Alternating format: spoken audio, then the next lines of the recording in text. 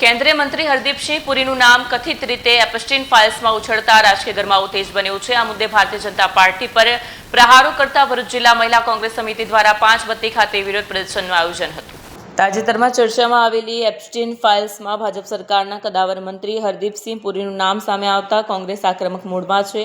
ભરૂચના 5 બત્તી ખાતે જિલ્લા મહિલા કોંગ્રેસ સમિતિ દ્વારા હાથમાં બેનરો અને ઝંડા સાથે ભરૂચના 5 બત્તી ખાતે જિલ્લા મહિલા કોંગ્રેસ સમિતિ દ્વારા હાથમાં બેનરો અને ઝંડા સાથે સૂત્રોચ્ચાર કરતા હરદીપસિંહ પુરીને તાત્કાલિક અસરથી મંત્રી પદ પરથી બરખાસ્ત કરવામાં આવે તેવી માંગ કરવામાં આવી હતી। મહિલા કોંગ્રેસનું કહેવું છે કે ગંભીર આરોપો ધરાવતી વ્યક્તિ સરકારમાં રહે તે નૈતિક રીતે યોગ્ય નથી।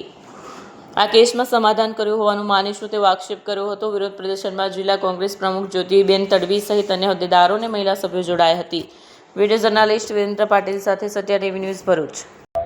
નમસ્કાર, હું જ્યોતિબેન તડવી, ભરૂચ જિલ્લા કોંગ્રેસ મહિલા પ્રમુખ।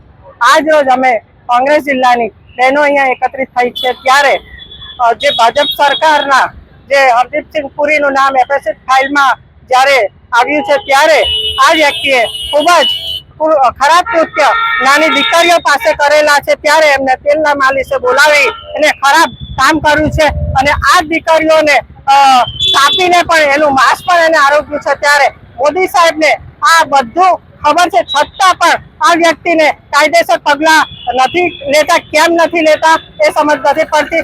એટલે અમારી બધી બહેનોની માંગ છે કે આ હરદીપસિંહ પુરીને તાત્કાલિક ધોરણે એના હોદ્દા પરથી એને બરખાસ્ત કરે અને એને સસ્પેન્ડ કરે અને કાયદેસર કાર્યવાહી કરે એવી આજરોજ અમારી કોંગ્રેસ જિલ્લાની બહેનોની માંગ છે।